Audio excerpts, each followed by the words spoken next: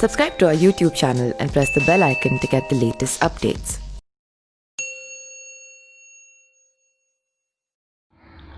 नमस्कार, मैं पिंटू सिंह यादव आप सभी का स्वागत करते हैं न्यूज़ लाइव में। एक महीने के सियासत हलचल के बाद सचिन पायलट फाइनली अब कांग्रेस पार्टी में फिर से आ गए हैं और अशोक गहलोत के साथ जो है आज विधानसभा सत्र में भी पहुंचे थे और बहुमत भी साबित कर दिखा दिए थे। लेकिन जिस तरीके से सचिन पायलट अशोक गहलोत से अलग होकर गुड़गांव में अपने सहयोगी विधायकों के साथ जिस तरीके से वो डटे हुए थे, इसको लेकर राजनीति में कई सारी चीज़ें सामने आई। खास करके अगर हम कांग्रेस पार्टी दिग्गज नेताओं की बात करें या फिर अशोक गहलोत की ही बात करें या फिर उनके एमएलएस की बात करें, उसके बाद अपोजिशन जैसे कि बीजेपी पार्टी हो गई या फिर और भी कांग्रेस के बड़े नेतृत्व की बात करें, तो जिस तरीके से सचिन पायलट को लेकर कई सारे ऐसी बातें बोले जा रहे थे जिसको लेकर सचिन पायलट तो आहत होंगे, उनके साथ साथ राजस्थान की जनता जो सचिन पायलट को सपोर्ट की है और फिर उनके साथ जो एमएलए गए थे वो लोग भी काफी ज्यादा आहत थे। कई तरीके के लोगों के जहन में एक सवाल आ रहा था। सवाल इसलिए आ रहा था क्योंकि जैसे ही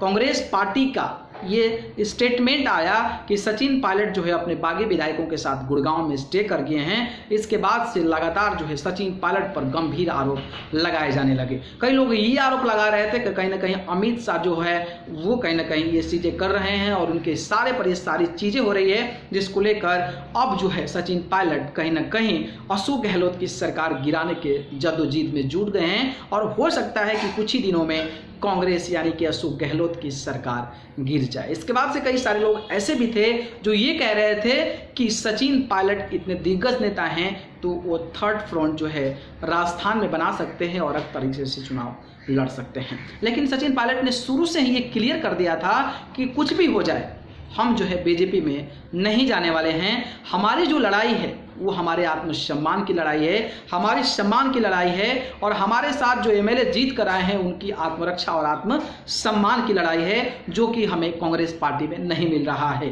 कांग्रेस पार्टी ने जो सचिन पायलट है उन्होंने कई सारे आरोप लगाए। उन्होंने ये आरोप लगाया कि शुरू में जिस तरीके से ओथ सेरेमनी हुआ था उसके दौरान राज्यपाल के बगल में सचिन पायलट को सीट नहीं दिया गया, इसको लेकर भी काफ़ी ज़्यादा चर्चा हुई थी। इसके बाद विधानसभा सत्र के दौरान जिस तरीके से कहा जाता है कि स्पेशल गेट की एंट्री होती है, जैसे कि सीएम जो होते हैं या फिर लोग जो स्पीकर्स होते हैं विधानसभा के, उनको जो एंट्री होती है वो एक स्पेशल गेट से होती है। लेकिन सचिन पायलट एक प्रदेश अध्यक्ष रहते हुए भी और राजस्थान के डिप्टी सीएम रहने के बावजूद भी उनकी एंट्री जो है अन्य विधायकों की तरह होती थी, जो कि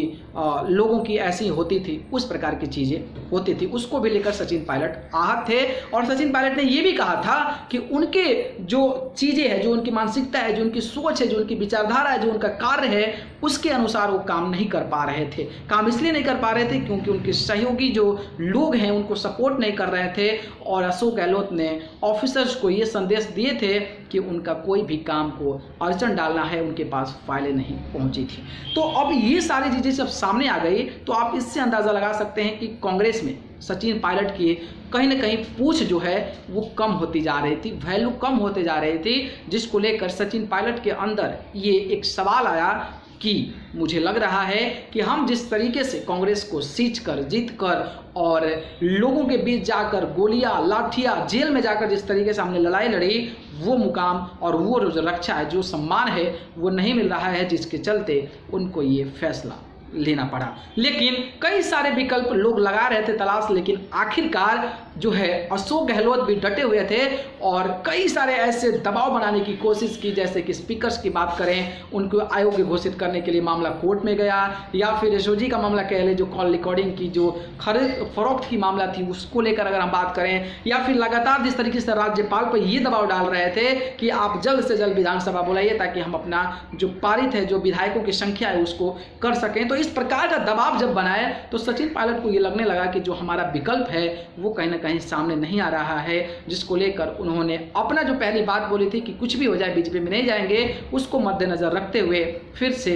राहुल गांधी, सोनिया गांधी, प्रियंका गांधी से मिलकर, आला कमान से मिलकर उन्होंने फिर से कांग्रेस का यानी कि राजस्थान में अशोक गहलोत का हाथ थाम लिया। अब जब थाम लिया हाथ तो आज जो है विधानसभा का सत्र था और सचिन पायलट जो आगे बैठते थे विधानसभा में, यानी कि सचिन पायलट अशोक गहलोत के साथ बैठते थे और स्पीकर के सामने बैठे थे, आज उनको सबसे पीछे वाली रो दी गई थी।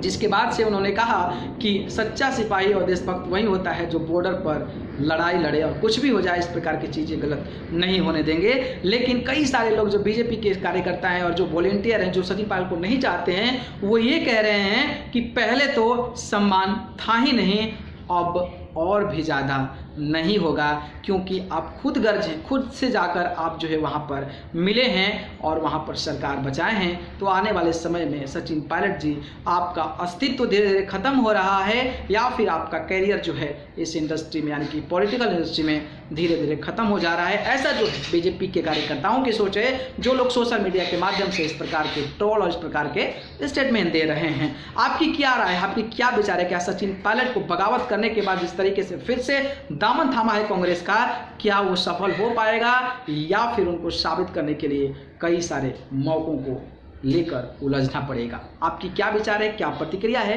कमेंट बॉक्स में जरूर बता दें। अगर वीडियो पसंद आया तो इसको लाइक कमेंट शेयर करें और चैनल को पसंद करते हैं तो सब्सक्राइब कर जरूर जुड़े। आप सभी को बहुत बहुत धन्यवाद। नमस्कार। Subscribe to our YouTube channel and press the bell icon to get the latest updates.